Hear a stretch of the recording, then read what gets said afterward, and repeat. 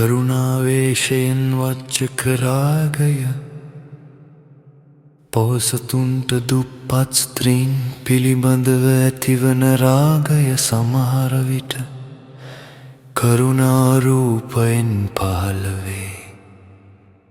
එයට රැවටුණ තැනැත්තේ අනුන්ගේ අමාරුවට පිහිටවීමේ ආකාරයෙන් ඒ ස්ත්‍රීන්ට සංග්‍රහ කරන්නේය, ඔවුන් හා ආශ්‍රයටද යන්නේය. දුම්රිය බස්රිය ආදියේ ගමන් කරන අවස්ථාවලදී බොහෝ පුරුෂයන්ට කරුණාරූපයෙන් රාගය ඇතිවේ.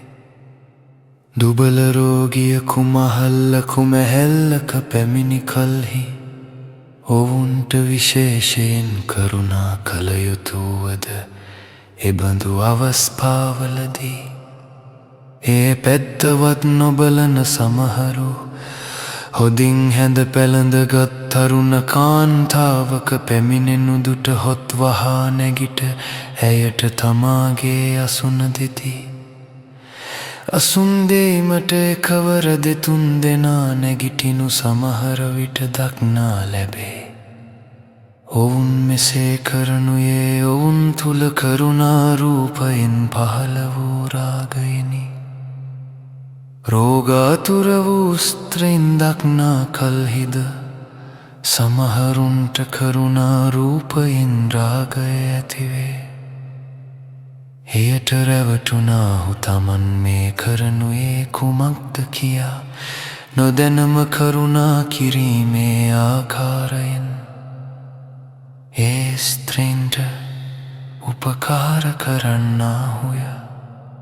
ශ්‍රද්ධාවේශයෙන් වංචක රාගය ශෝභන රූපය හා මිහිරි කටහඬද තරුණ බවද ඇත්තා වූ භික්ෂූන් දක්නා ඇතැම් කාන්තාවන් කෙරෙහි ශ්‍රද්ධාවේශයෙන් පැහැදීමේ ආකාරයෙන් රාගය පහළ වේ. භික්ෂුව සම්බන්ධයෙන් තමන්ගේ සිත්‍රි පහළ වී තිබෙන දේ ශ්‍රද්ධාව නොවන එකක් බව ඒ කාන්තාවෝ නොදනිති.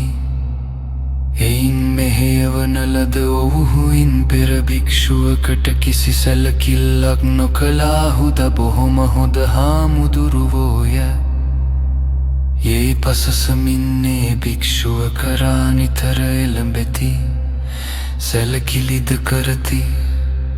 සමහර විට ඒ භික්ෂුව පසසමින් අන්‍ය භික්ෂූන්ට නින්දා කරන්නටද බසිති. ඔවුන්ගේ මේ ශ්‍රද්ධාව කුමක්ද යන බව ඔවුන් තබා ඔවුන්ගේ හිමියෝද නෑයෝද නොදනිති.